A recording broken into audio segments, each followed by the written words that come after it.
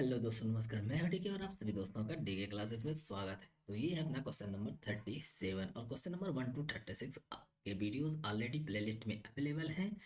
तो आप वहां पर जाकर उसको देख सकते हैं। उसको आपको जरूर कुछ ना कुछ फायदा होगा। और आप कोई भी एंट्रेंस एग्जाम की प्रिपरेशन कर रहे हो, चाहे एनटीपीसी हो, चाहे एसएससी हो, चाहे कोई भी जिसमें साइंस वाला सेक्शन आ रहा है। साइंस का मतलब इसमें जनरल साइंस की बात करेंगे, जैसे फिजिक्स, केमिस्ट्री, बायो। ठीक है, अगर ये वाला सेक्शन आ रहा है तो ये यहाँ से आपको जरूर फायदा मिलेगा। ठीक है, चलिए हम देखते हैं क्वेश्चन नंबर 37। डार्विनवाद की सबसे बड़ी कमजोरी इनमें से किसकी व्याख्या की कमी थी। ठीक है, क्वेश्चन रिपीट कर देता हूँ। डार्विनवाद की सबसे बड़ी कमजोरी इनमें से किसकी व्याख्या की कमी थी। और ऑप्शंस है, चार ऑप्शंस अवेलेबल है, तो देखते हैं। ऑप्शंस है प्रचुर संतानोत्पत्ति, विभिन्नताएं, योग्यतम की उत्तरजीविका उत्तरजीविता, जीवन संघर्ष। तो इस क्वेश्चन का आंसर क्या हो जाएगा? इस क्वेश्चन का आंसर हो जाएगा इसमें विभिन्नताएं। ठीक है, तो क्या आंसर हो जाएगा? विभिन्नताएं। चलिए थोड़े से हम इसके बारे में बात कर लेते हैं। हाँ, थोड़े से देख लेते हैं इसके बारे में। तो चार्ल्स डार्विन ने प्राकृतिक वर्ण, दैट मीन्स नेचुरल सिलेक्शन के माध्यम से प्रजातियों के विकास को समझाया, लेकिन वह यह स्पष्ट नहीं कर पाए कि विभिन्नताएं मीन्स वेरिएशंस क्यों और कैसे उत्पन्न होती है। बाद में मेंडल के अनुवांशिकी के सिद्धांत ने इस कमी को पूरा किया। यानी पहले डार्विन साहब ने नेचुरल सिलेक्शन में इस चीज को नहीं समझा पाया। किसको नहीं समझ पाया? यानी जीवों में विभिन्नताएं क्यों आती है, मतलब अलग अलग वैरायटी के अलग अलग तरह के जीव क्यों है। ठीक है, तो इस चीज के बारे में उन्होंने एक्सप्लेन नहीं कर पाया। इसके बारे में मेंडल साहब ने एक्सप्लेन किया। ग्रेगन मेंडल के नाम से जाने जाते हैं। ठीक है, चलिए थोड़े से और देख लेते हैं। चार्ल्स डार्विन से रिलेटेड कुछ चीजें दे रखी गई है, तो इसके बारे में भी हम बात कर लेते हैं। चार्ल्स डार्विन ने अपनी पुस्तक on the origin of species कब लिखा था? इन्होंने 1859 में। ठीक है, प्रजातियों के क्रमिक विकास को समझाने के लिए प्राकृतिक वर्ण, दैट मीन्स नेचुरल सिलेक्शन का सिद्धांत प्रस्तुत किया। ठीक है, ये तो उनकी परिभाषा हो जाएगी। ठीक है, चलिए नेक्स्ट थोड़े से और बात कर लेते हैं। प्रमुख सिद्धांत क्या क्या थे? तो जीवन संघर्ष। सबसे पहले इन्होंने कहा कि भाई स्ट्रगल फॉर एग्जिस्टेंस, यानी जितने भी जीव हैं, जो भी लिविंग ऑर्गेनिज्म है, लिविंग ऑर्गेनिज्म कह लो या एनिमल कह लो, ठीक है, ये सभी के सभी सरवाइव करने के लिए क्या करते हैं? स्ट्रगल करते हैं। उनकी अपनी एग्जिस्टेंस को बनाए रखने के लिए उन्हें स्ट्रगल करना पड़ता है। ठीक है, अब विभिन्नताएं यानी वेरिएशन की बात करते हैं, तो प्रत्येक प्रजाति में व्यक्तियों के बीच कुछ ना कुछ विभिन्नताएं जरूर होती हैं। ठीक है, इसी चीज के बारे में वो एक्सप्लेन नहीं कर पाए थे। ठीक, योग्यतम की उत्तरजीविता मतलब क्या हो गया कि सर्वाइवल ऑफ द फिटेस्ट।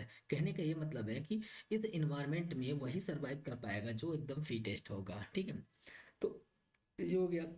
उसके बाद से प्राकृतिक वर्ण मतलब नेचुरल सिलेक्शन। नेचुरल सिलेक्शन की अगर हम बात करते हैं तो इसमें क्या है कि प्रकृति अनुकूल जीवों को सॉरी प्रकृति अनुकूल जीवों को चुनती है और ये जीव अपने अनुकूल गुणों को अगली पीढ़ी में स्थानांतरित करते हैं। तो ये मतलब नेचुरल सिलेक्शन है कि इन्वायरमेंट किसको सिलेक्ट कर रही है, किसको नहीं सिलेक्ट कर रही है। इन्वायरमेंट में जो इन्वायरमेंट के अकॉर्डिंग जो नहीं ढल पाते हैं वो क्या होते हैं? एक्सटिंक्ट कर जाते हैं, गायब हो जाते हैं। ऐसे बहुत से एनिमल हैं जो क्या कर गए हैं? एक्सटिंक्ट कर गए हैं, जिनमें से एक डायनासोर के भी एग्जाम्पल में।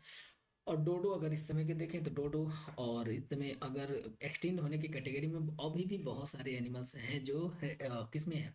रेड लिस्ट में, रेड बुक में उनका नाम लिखा गया है। ठीक है, प्रमुख विशेषताएं की बात करते हैं तो इनमें क्रमिक विकास होता है, यानी ग्रेजुअल एवोल्यूशन होता है। तो सभी जानवर में, चाहे इंसान का ही देख लो, इंसान पहले कैसे थे अब कैसे हैं, तो उनमें यानी क्या हुआ है? ग्रेजुअल, यानी आगे टाइम टू टाइम उनके अंदर क्या होता चला गया है?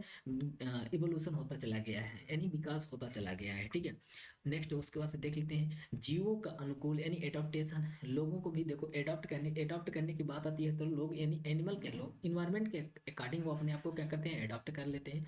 यानी जिस तरीके का इन्वायरमेंट होता है उसी में वो क्या होते हैं? ढल जाते हैं। ठीक है, अब विभिन्नताओं की भूमिका महत्वपूर्ण है। कमजोरियां क्या थी? तो कमजोरियां ये थी कि विभिन्नताओं की उत्पत्ति की व्याख्या नहीं कर पाई। ये डार्विन साहब के बारे में बात चल रही है, तो इन्होंने नहीं, देखो डार्विन ये स्पष्ट नहीं कर पाए कि विभिन्नताएं कैसे और क्यों उत्पन्न होती हैं। आनुवंशिकी का ज्ञान नहीं था, जो बाद में ग्रेगर मेंडल के कार्यों से स्पष्ट हुआ। म्यूटेशन के महत्व महत्व को नजरअंदाज किया। म्यूटेशन का मतलब होता है उत्परिवर्तन, यानी मान लो कभी कोई जीव अभी प्रेजेंट टाइम में जिस भी स्टेज में है, यानी जो भी उसके पास पावर है, कैपेसिटी है, जो भी है, कुछ समय बाद वो अपने आप को थोड़ा सा इससे और ज़्यादा क्या करे, स्ट्रांग बना ले, फिर आगे आने वाले टाइम में और ज़्यादा स्ट्रांग बना ले। तो इस तरीके से क्या होता है, म्यूटेंट कर रहा है। कोरोना वायरस के समय में आप बहुत ज़्यादा नाम सुने होंगे कि इसका म्यूटेंट वर्जन आ गया है, कोरोना का म्यूटेंट आ गया है। तो देखो पहले एक बार क्या हुआ, कोरोना हमारे या किसी भी इंसान के अंदर अगर चला गया, तो वो उस इंसान की जो इम्यूनिटी है वो उसके, मान लो उसने क्या किया, उसकी इम्यूनिटी ने कोरोना वायरस को मार दिया, ठीक है, यानी कंट्रोल कर लिया कोरोना वायरस, उस जो बीमारी थी उस पर वो कंट्रोल कर लिया। तो अब उस इंसान की इम्यूनिटी क्या हो गई, स्ट्रांग हो गई है। नेक्स्ट टाइम में वो कोरोना वायरस आएगा तो उसकी इम्यूनिटी उसको क्या करेगी, उसके ऊपर तुरंत अटैक करके उसको मार देगी।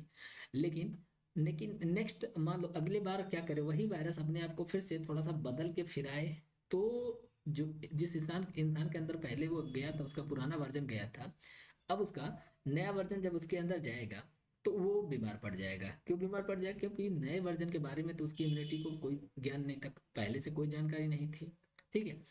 और अगर एक शॉर्ट लैंग्वेज में बोले तो देखो, म्यूटेंट का मतलब जैसे हम एप्लीकेशन को देखते हैं ना, तो अपडेटेड वर्जन आते रहते हैं, तो बस वही कुछ इसमें भी है म्यूटेंट में। महत्व की अगर बात करते हैं तो डार्विनवाद ने विकासवाद के विचार और वैज्ञानिक आधार प्रदान किया। आधुनिक विकास के सिद्धांतों का आधार डार्विनवाद है। जीव विज्ञान विशेष रूप से पारिस्थितिकी और आनुवंशिकी में इसके सिद्धांतों का गहरा प्रभाव पड़ा।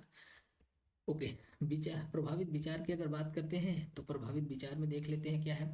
सामाजिक, देखो सामाजिक, डार्विनवाद जैसे सामाजिक सिद्धांतों पर इसका प्रभाव पड़ा, जो मानव समाज के विकास को प्राकृतिक वर्ण के आधार पर, प्राकृतिक वर्ण का मतलब हो जाएगा नेचुरल सिलेक्शन के आधार पर समझाने का प्रयास किया था।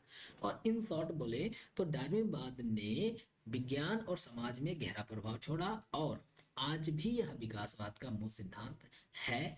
और नेक्स्ट क्वेश्चन है क्वेश्चन नंबर 38, और हम इसकी बात करेंगे नेक्स्ट वीडियो में। तब तक के लिए धन्यवाद।